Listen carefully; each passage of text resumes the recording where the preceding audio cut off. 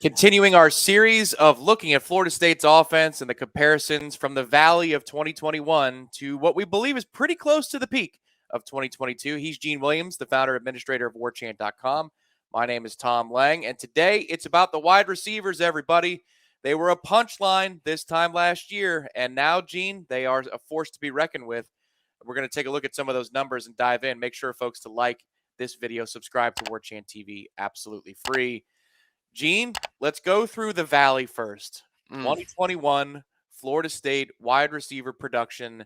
Yikes. What did you see as you produced your comparison for the website side of things at warchant.com?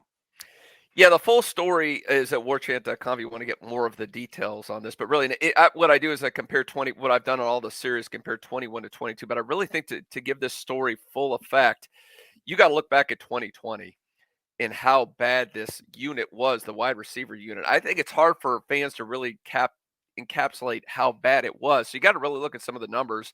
We've got that in the story, but the receiving unit was ranked according to PFF, Pro Football Focus. And again, I know some people can complain about how they do things, but I think they give you a general idea on some things. Florida State ranked the wide receivers, I should say the receiving unit, ranked 123rd. In that year, there was only 128 FBS teams that they actually graded. Now, if you just go by Power 5, they were second to last. They just edged out Syracuse, who that season was 1-10 in terms of that's how bad this unit was. I challenge anybody to go back and look at 2020 and find any unit on any team that has gone from being that bad, arguably the worst or the second to worst in the Power 5 to being a top 10 unit just 2 years later. And I think this is a stark demonstration of what that transfer portal can do for you if you work it correctly, how fast you can improve a segment just by having that quick infusion of talent. And, Gene, here's a look at the last two seasons, 2021 and 22. I could tell you that 2 seasons ago, Pokey Wilson was Florida State's leading receiver. He had 23 catches. Now, that didn't lead the team. Andrew Parchment led the team with a robust 24 from the wide receiver position. But 382 yards for the leading individual receiver at Florida State University. Just unbelievable what those numbers were and then where they went. Check out these numbers, everybody, on the screen. They speak for themselves. But, Gene, what stands out to you as you see meteoric rises across the board for Florida State's receiving game? Yeah, really everything. There's a pretty big jump across the board. I mean, a couple of those stats you can throw out there. It says 20 to 28 touchdowns on the receiving touchdowns, but really if you go by the wide receivers alone, that unit 2020, Tom, had only 8 touchdowns. It's unbelievable. They had I think the wide receivers were 20 or a little above 20, just that unit alone, not counting tight ends and that sort of thing. So that's pretty remarkable. I mean, your yards per reception, when you're getting 2.5 yards, actually was 11.1 in 2020. So you're getting 3 more yards per catch. That's huge. I mean, that's a big jump from one season to the other. And the one that really jumps out, look at that missed tackles forced, more than double. Yeah. And I think that's a function of a lot of things. First of all, having better talent at the receiver position. If you're more athletic, you're more talented, you're going to make more guys miss. The other thing is your quarterback play improves. When a quarterback's hitting a receiver in stride, they're much more apt to go ahead and get extra yards. And I think, again, with the talent of receivers, my guess is they're getting a lot more separation. If you're getting a 2-yard separation on a catch versus a half yard, you're more apt to run a couple more yards after the catch than if somebody's right on you. So, I mean, I think all those factors played into that. So that was big. I mean, across the board, whether it's first downs, if you go from 2020, again, that number doubled. So those receivers were helping to move the chains and keep that offense moving and scoring more points. And, of course, we talked about it before, the receiving grade. Just last year alone, going from 95 to 6. I mean, you just again, for a specific unit, you just don't see a team make that kind of improvement from one season to the next. It's just unheard of. Yeah, and the thing I'd say also, if you look at the yards per catch, and it's 2.5 more, 3 if you go all the way back to 2020, Gene, they had 40 more catches as a team last year than they did in 2021. So, that was an explosive offense, and we remarked on that about the rushing game with Florida State specifically, that, they didn't run for 3 and 4 yards at an individual carry, but they'd break one for 50 or 60 a game. At minimum, they'd break one of that length. And then that's how they got to their average. So it was like a giant outlier play and then a bunch of bad. In this case, you're seeing a jump in over 2 yards per catch, yet there are 40 more catches on the season for the wide receiver core. Usually, the more catches you have, the more the average lowers down. But they averaged more per catch, and then they brought in more than 3 per game more. So the offense was more balanced. The passing game came to life, and you saw that also, Gene. And none of this happens without a quarterback who's improved. Yeah. And we talked about the quarterbacks here and find that feature on WarchantTV. But we saw it within a quarter and a half of the LSU game that Jordan Travis was going to be a different player in 2022. So that's a big part of the equation as well. Yeah, and I think, it goes back to last spring. I think we got about halfway into the spring, and you could tell everybody out there like it's like the light bulb turned on. We know Jordan reached a certain level. Okay, he's pretty good. All of a sudden, man, he started making quicker reads. That ball was getting out on time. It was being accurate. And you could see he had just broken through that little ceiling to that next level. We didn't know he could do that. Honestly, we thought he had the potential, but seeing a quarterback do that, make that evolution to the next step, it doesn't happen a lot of times, and it happened with him. And then ultimately in the fall, we saw the results of him getting to that next level, and the numbers speak for themselves. The other thing that's just remarkable here is we get to the individual numbers. I'll let everybody crunch them for a little bit as we discuss. But, Gene, if you were a wide receiver on the open market in the transfer portal, and it was this time last year, Florida State's not a school, not a program that you're going to circle because you want to go to a place where you can produce. You want to go to a place that's proven, that's going to help you improve your stock for the next level. And yet, Florida State, Mike Norvell, Coach Ron Dugans were able to bring in 4 different players, 3 of which had a big-time impact on Florida State. Do span a little bit earlier in the season, but then Johnny Wilson and, of course, Micah Pittman, they made impacts on this team in production right away. They bought into something that wasn't proven yet, and it paid off for FSU in such a big way. It's just amazing to think about how the stock for these individuals, but maybe the stock for even Florida State's wide receiver coach had been down so low that we thought a former Nolan Ron Dugans would be dismissed, to now, I mean, Mike Norvell praises him every chance he gets. It's amazing. And here are those individual numbers. Yeah, that coaching staff deserves some credit, like you said, Tom, and kind of think the scouting and developing some of these guys. I mean, Johnny Wilson, I mean, you saw the size and ability, but really had done nothing, and he was definitely a bit incredibly raw. Could he develop into what he did last season? Amazing. I think we knew with Micah was good, a little bit better of a prospect, but again, it just being incredibly productive. But let's start with Johnny Wilson a little bit. I got to talk about this guy because he was one of the top wide receivers by most metrics. You go by PFF or other things, and what he was able to do this last season. Had almost 900 yards receiving last season. This is a team that spread the ball out a lot too in the receiving game. So that was pretty impressive. Across the board, you can see really good numbers for him. What is amazing to me, Tom, is that PFF docked him for 6 drops. I thought it was, if I would have guessed, what'd you think, Tommy? You probably had 10 if you were to guess. Yeah. On the season, probably more like that. So I think they were a little generous, and it's pretty hard for them to get a drop. Even that said, they give you a grade when you come up the receiving grade. They get docked for drops. So his drop grade was 55.3, which is really bad. His drop rate was the second worst among top 50 wide receivers. So think if he cuts out half of those drops, he's now a top 5 receiver in the country, which again is exciting for next season, what he could potentially do if he just cleans up his game. I mean, he can be a better route runner. A lot of things we saw. To me, his production was amazing, consider how raw he was and how he's not even come close to his ceiling, in my opinion. Yeah, and that's also he is a weapon at different levels of the field. He's somebody who's quicker than you'd give him credit for just by looking at him at his lanky size. Usually a target that's tall doesn't have a lot of speed off the line of scrimmage. But Johnny was a deep threat for Florida State. He was a possession receiver over the middle. And also, he could catch the ball near the line of scrimmage, make a guy miss, and make something happen. Yeah. If it's red zone and it's a 1st and goal from the 3, you still want Johnny in that situation.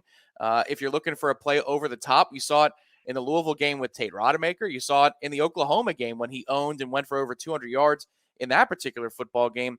Johnny is a versatile weapon. And, oh, by the way, this is not a part of the stats here, but he'll block you into the 5th row if you're not paying attention. So he's got that mean edge to him as well.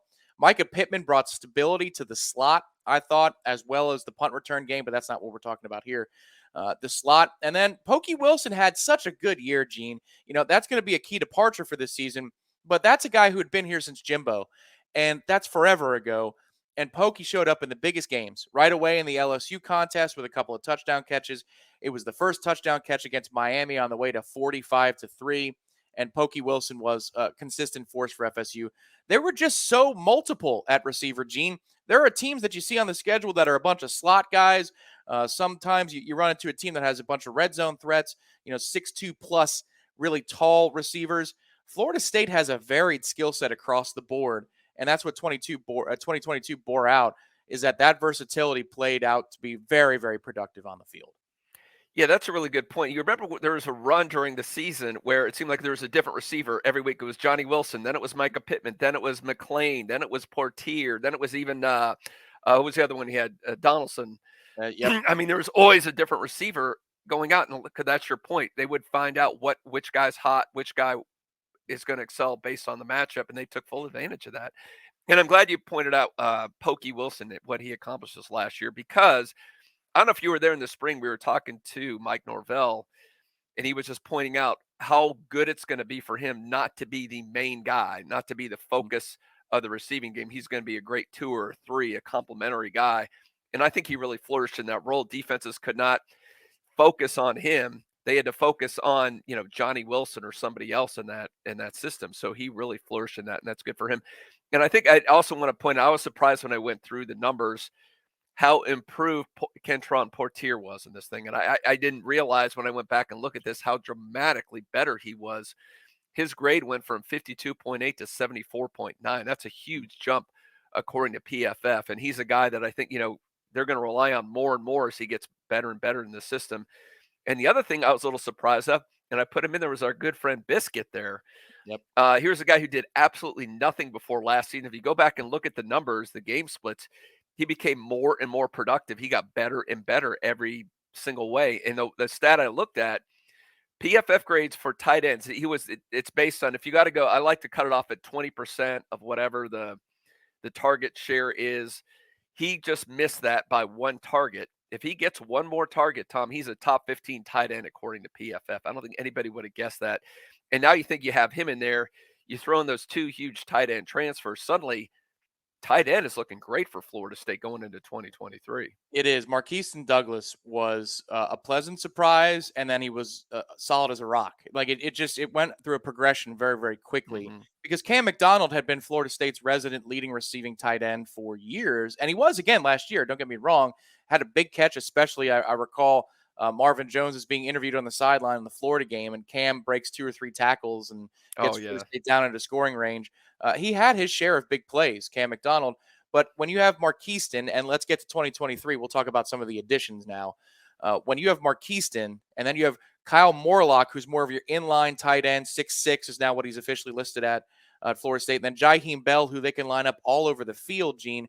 Those are the weapons at tight end that now make this a more versatile passing attack. But then also at wide receiver, Winston Wright returns to the fold in 2023, and that was going to be your leading slot receiver candidate because he had the most Power 5 experience before his horrific car accident that he's bounced back from. And then also you've got a slew of freshmen that are coming in, led by none other than Hakeem Williams, a 5-star on-3 consensus prospect. Florida State is, Deuce Spann gets lost in the fold. You mentioned Darian Williamson gets lost in the fold. A lot of guys get lost in the fold here. There's only one football. This is the kind of problem that Florida State used to have, Gene. There's only one football. How do we find all of these guys on the field? Well, yeah, you just went through the list. It's amazing how good this receiver unit was in 2022. And you start spouting off those numbers. You got a Heisman contending quarterback coming back. You should have even an improved offensive line in terms of pass protection, which by all metrics wasn't great. It was okay, but it wasn't great last season. That improves. You give this quarterback, a very talented quarterback, more time. And one thing Mike Norvell has done very well, and that is make full use of his weapons. And you mentioned that versatility. Now he's not only got versatility with adding some tight ends.